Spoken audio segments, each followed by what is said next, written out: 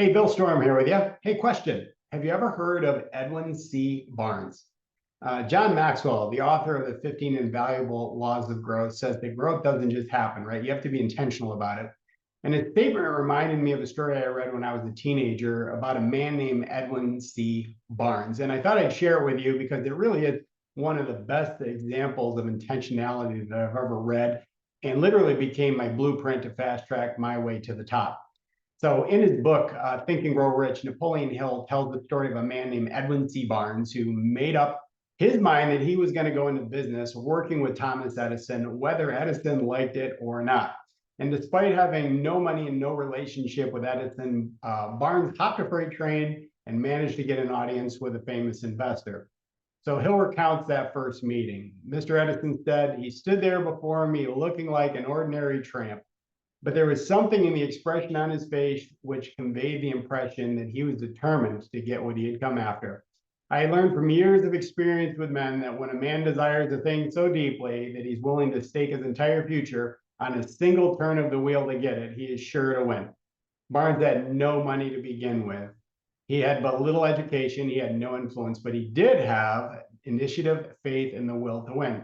With these intangible forces, he made himself the #1 man with the greatest inventor who ever lived.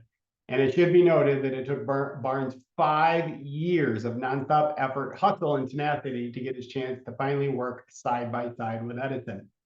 So Hill notes, Barnes didn't say, "I'll work there for a few months, and if I get no encouragement, I'll quit and get a job somewhere else." He did say, "I will start anywhere. I will do anything Edison tells me to do before I am through. I will be his associate." He did not say, "I will keep my eyes open for another opportunity in case I fail to get what I want in the Edison organization." He said, "There is but one thing in this world that I'm determined to have, and that is a business association with Thomas A. Edison. I will burn all bridges behind me and stake my entire future on my ability to get what I want." He left himself no possible way of retreat. He had to win or perish. So the story of Edwin C. Barnes had such an impact on me that I've used this approach 3 times in my life to take my personal and professional life to the next level.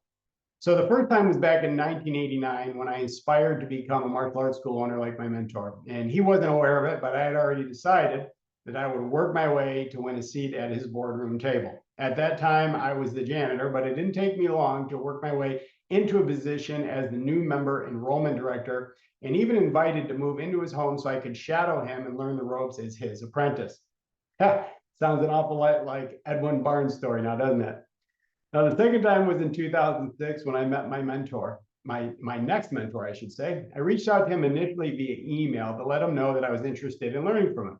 He responded with a question, and he asked, "What are you currently reading?" I responded and said, "The Tipping Point" by Malcolm Gladwell.